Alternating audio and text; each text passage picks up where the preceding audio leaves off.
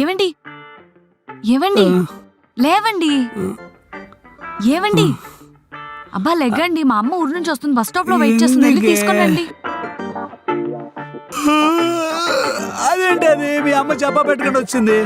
అయితే ఇప్పుడు ఏం చేయమంటారు? వచ్చిన బస్ ఎక్కి మళ్ళీ రిటర్న్ వెళ్ళిపోమంటారా? సరేలేండి, నెక్స్ట్ టైం మీ అమ్మ వచ్చినప్పుడు కూడా నాకు చెప్పకుండా రమ్మని చెప్పండి, అప్పుడు సమానత్వం పూర్తయిపోతుంది, సరేనా? అది సమానం కాదు, రివెంజ్ అవుద్ది. మరి సమానం అంటే ఎలా? మీ అమ్మ చెప్పా పెట్టకుండా వచ్చినప్పుడు నేను బండి వేసుకొని బస్ స్టాండ్కి వెళ్ళి మీ అమ్మగారు తీసుకొస్తున్నాను కదా, అలాగే నేను ఎప్పుడైనా చెప్పా పెట్టకుండా వెళ్ళినప్పుడు మీ అమ్మను కూడా బైక్ వేసుకుని వచ్చి నన్ను తీసుకెళ్ళమను, అప్పుడు సమానం అయిపోద్ది. మా అమ్మ బైక్ వేసుకుని ఎలా వస్తుంది? మా అమ్మకి బైక్ డ్రైవింగ్ రాదు. అయితే నేను చెప్పా పెట్టకుండా వెళ్ళిన లోపు మీ అమ్మను బైక్ డ్రైవింగ్ నేర్చుకోమను. సమానత్వం కోసం ఏదైనా చేయాలి మరి. సమానత్వం కోసం అవసరమైతే ప్రాణాలే తీసేస్తా.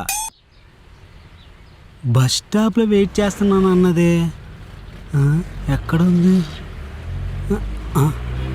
అక్కడ ఉన్నారా అత్తగారు? అల్లుడు బాబు బాగున్నారా? ఏం బాగుండో ఏంటో, బస్సు దిగి అరగంట అయింది, మీరు రావడం లేట్ అయ్యేటప్పటికి ఇక్కడొచ్చి నుంచున్నా.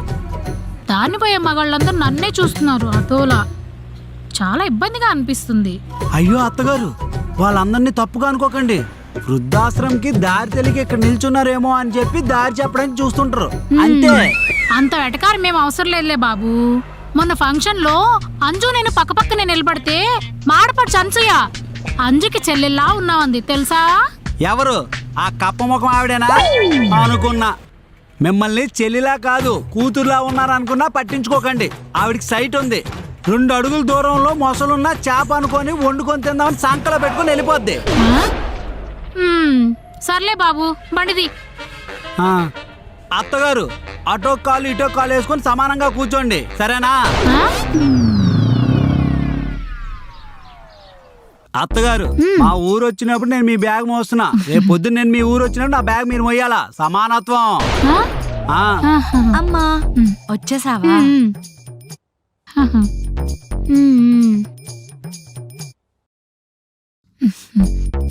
ఏ అంజు, బాగున్నావా?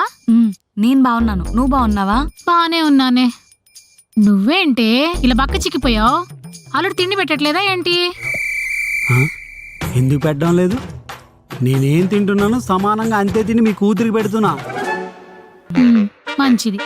ఇంతకీ మీరేం తింటున్నారు బాబు? కీటో డైట్ లో ఉన్నాను అత్తగారు, రోజుకు ఒక పూట మాత్రమే భోజనం చేస్తున్నా. అర్థమైంది, మీ ఆయన కోగరిగించడానికి నీ కోగరిగిస్తున్నాడు అనమాట. అమ్మా, నువ్వు ఆయన మాటలేం పట్టించుకో, కానీ నువ్వు వెళ్ళి ఫ్రెష్ అవ్వమ్మా. అయ్యో, ఈ రూమ్ లో గీజర్ లేదు, నువ్వు ఆ రూమ్కి వెళ్ళి ఫ్రెష్ అవ్వు. అదేంటది? పోయినసారి మా అమ్మ ఈ రూమ్ లో ఉంది కదా, మీ అమ్మ కూడా ఈ రూమ్ లోనే ఉండాలా, అదే సమానత్వం. ఏమండి, మీ అమ్మ వచ్చింది వేసవి కాలంలో, సో చల్లనీళ్ళతో స్నానం చేశారు. ఈ రూమ్ లో ఉన్నా పర్వాలేదు. మా అమ్మ వచ్చింది చలికాలంలో, చల్లనీళ్ళతో ఎలా స్నానం చేస్తారు?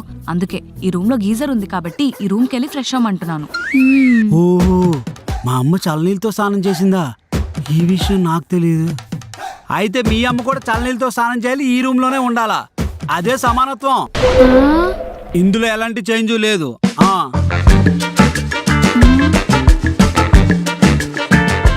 ఇది సమానత్వం కాదు, సాడిజమే.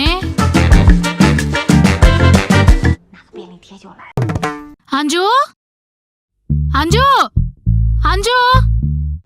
ఎందుకు అత్తగారు ఏదో ఆంబోత్ తరిగినట్టు అలా పరిగెడుతున్నారు? అంజు బయటికి వెళ్ళింది, 1 గంట అవుద్ది రావడానికి. సరే అల్లుడు, కొంచెం వైఫై పాస్వర్డ్ చెప్పు. చెప్తా గాని ఎందుకంటే అంత కంగారు పడుతున్నారు?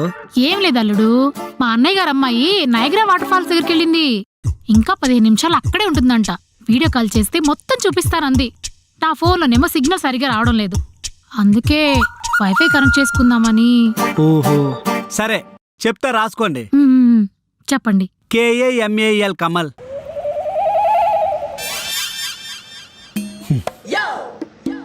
తర్వాత ఏంటి బాబు?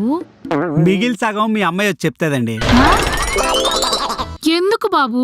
అదా, ఇల్లు మా ఇద్దరిది, వైఫై మా ఇద్దరిది, ఏదైనా సగం సగం పంచుకుంటాం. నేను సగం పాస్వర్డ్ చెప్పాను అనుకో, మిగిలి సగం మీ అమ్మాయి చెప్తాదన్నమాట. సమానత్వం. ఏమైందమ్మా అలా కూర్చున్నావు?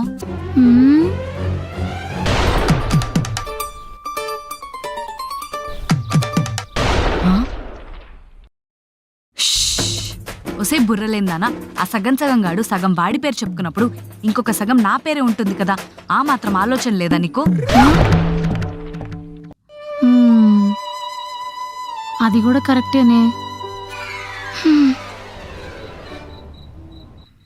సమానం అయిపోయింది. ఏమండి, ఆ, ఈ రోజు నేను మా అమ్మ పక్కన పడుకుంటాను. ఆ, ఆ. మ్మ్. ఏంటమ్మా ఇక్కడికి వచ్చావు? మీ ఆయన దగ్గర పడుకోలేదా? లేదమ్మా, ఇవాళ సరదాగా నీతో కబుర్లు చెప్తూ పడుకుందామని ఇక్కడికొచ్చా. హ్మ్, ఏంటి ఇంకా ఊర్లో సంగతులు? ఏముందే, అందరు బానే ఉన్నారు, అన్ని బానే ఉన్నాయి. A few moments later. Anju, నువ్వు ఆ రూమ్లో వెళ్ళి పడుకో, నేను మీ అమ్మగారి దగ్గర పడుకుంటా. ఎందుకు బాబు అలాగా? ఆ, సమానత్వం అమ్మా. ఈ సగం రాత్రి నేను నీ దగ్గర పడుకున్నాను కదా, ఇంకొక సగం రాత్రి ఆయన నీ దగ్గర పడుకుంటారు. సమానత్వం. కరెక్ట్. ఓసిని సమానత్వం సంతకెళ్ళా? ఆ, ఇదే సమానత్వమే. ఎంచక్క చిన్నపిల్లల కబుర్లు చెప్పుకుంటే కాలేసుకొని పడుకున్నావు కదా, ఆనందాన్ని పోగొట్టుకుంటావా? ఏంటి అంజు కాలేసుకొని పడుకుందా? అయితే నేను కూడా కాలేసుకొని పడుకుంటా. నీ ఎంకమ్మ, ఆయనకు లేనిపోని ఆలోచనలు కూడా నువ్వే ఇస్తున్నావు. ఛీ! ఆ, ఇప్పుడు నాకు కూడా చెప్పండి అత్తగారి కబుర్లు. ఆ? హ్మ్. మ్మ్. అరగంట అయ్యింది.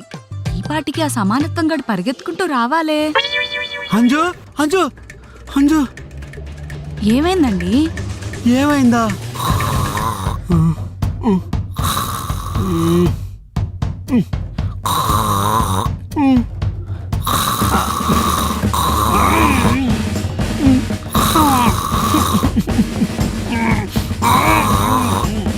మీ అమ్మ గురక పెడుతుందా, గూడ్స్ ట్రైన్ నడుపుతుందా? ఆ సౌండ్లేంటే బాబు, నేను అక్కడ పడుకోలేను, నేను ఇక్కడే పడుకుంటా. అదెలా కుదురుతుంది? సమానత్వం పోతుంది కదా. మీరు అరగంటే పడుకున్నారు, ఇంకొక 2.5 గంటలు పడుకోవాలి. పదండి.